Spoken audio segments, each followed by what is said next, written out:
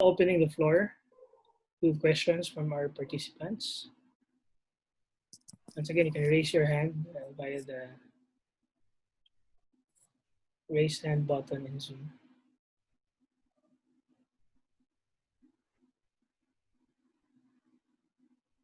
Okay, well, they are contemplating other questions. I have a question, very simple question. Which do you think will come first? A specific cure to COVID-19 or the vaccine? Oh, I think it will benefit us if they come at the same time. The drug repurposing will be easier to do, but we need the vaccine more for to prevent the spread, I think.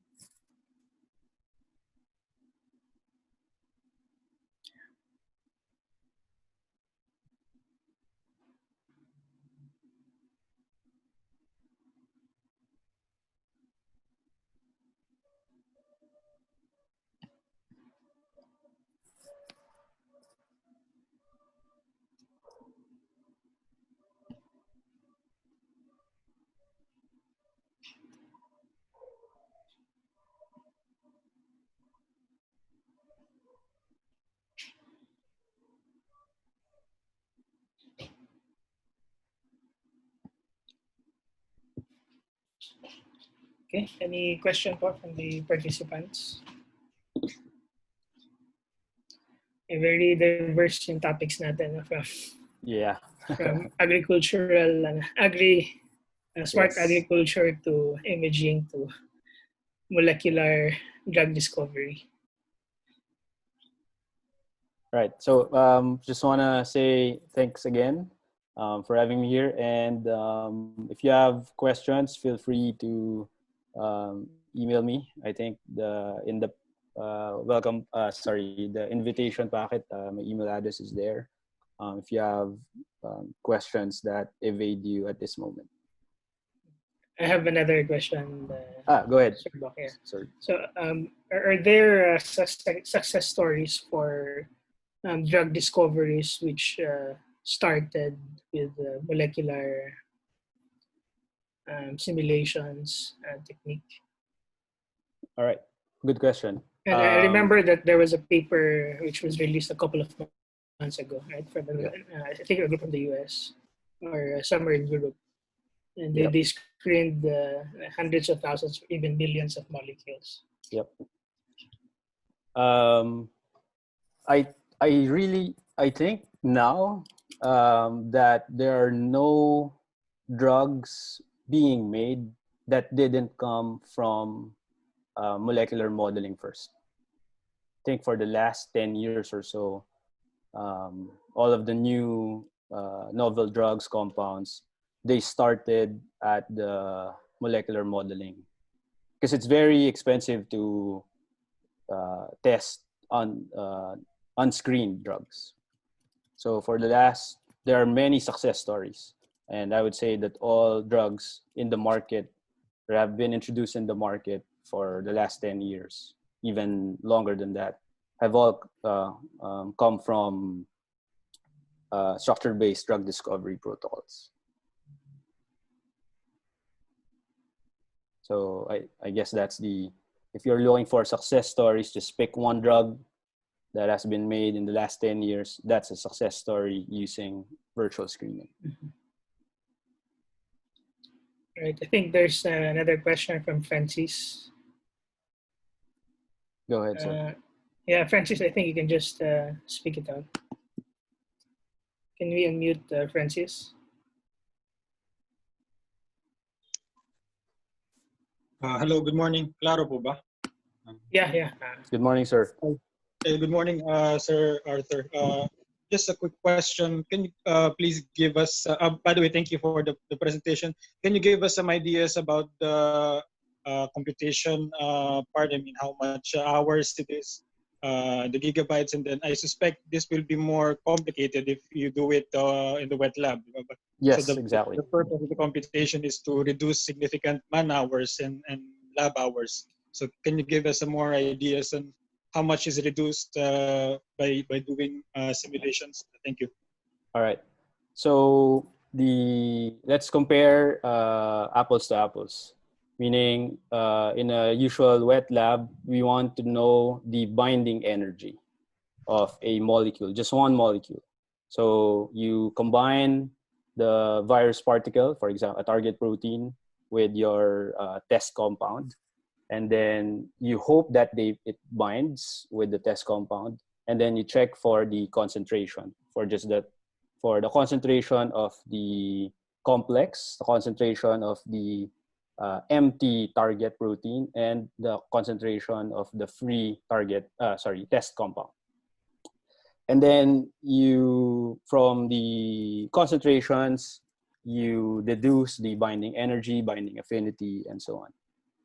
That could take a day to do that. But for that experiment, for this part, so that's docking. That will give us the relative binding energy for one molecule that takes less than a second. So we can screen, if we have a powerful enough computer, to screen millions of compounds in weeks, as compared to doing that over and over again for many hours for just one molecule. So computation side, on our part, we used two high-performance desktop workstations. Actually, I can show it to you here. Yeah, I don't know if you can see my talk screen. So those two. We have GPUs to do the MD simulation, and we have a total of 128 cores to do the docking experiments. And we were able to perform all the methods here, the docking, the preparation, in a month. So for the whole of March, when we were in quarantine and when we were, when classes were suspended, basically, Sir Miggs and I were working on this. So we did the experiments for a month to finish 1,000. And that's with this two HPC. So imagine if we have 48, just like just like Northeastern, for example. And that's just with the GPUs. So we can screen lots and lots. And of course, the license to do that if we're using proprietary software. So the cost is significant, but I think the rewards would be greater. I hope I answered the question. So may I ask a question, Joey? Yeah, go ahead. Yes. So thanks for the interesting talk, Doc Arthur. Question ko lang is that, do you have a sense of what the market needs now in the short term, and then in the long term, how can we use the results here to be more proactive in addressing future pandemics? Yes, sir. So great questions. So the first one, the market, of course, the market is there because we are still in a global pandemic, and different success stories can still garner profit. I mean, even if there are 2 or 3 vaccines that made it to the finish line, meaning the regulatory barriers, they got approved, then I feel that the manufacturing of that and distribution of that still is a challenge. But having 3 or more cures, vaccines, is still profitable. So the market is wide open for that. For future pandemics, so there are several strategies. Now that we have 7 coronaviruses that infect humans, from SARS, MERS to common cold viruses, and now SARS-CoV-2, we can now test them using machine learning and molecular modeling methods. So we can now screen compounds that will work on let's say 5 out of 7 minimum, and then only consider that for in vitro and in vivo testing. So we know now that if we test those in vivo and vitro and find out that they work against 3 out of the 5, for example, then it still has a better chance of working for against future coronaviruses than just, for example, very specific to SARS or very specific to MERS or very specific to SARS-CoV-2. So that's the strategy down the line, is that after we've beaten this SARS-CoV-2 COVID-19 pandemic, I think you have to look at the similarities of all the coronaviruses and then prepare for the next one.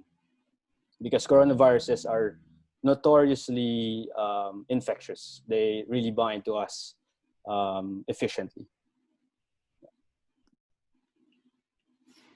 Thank you. All right. Thanks again, Dr. Gonzalez, for that talk and for answering the many questions from our participants and from the speakers. Thank All you. right, we move to the next speaker for this session, Lawrence.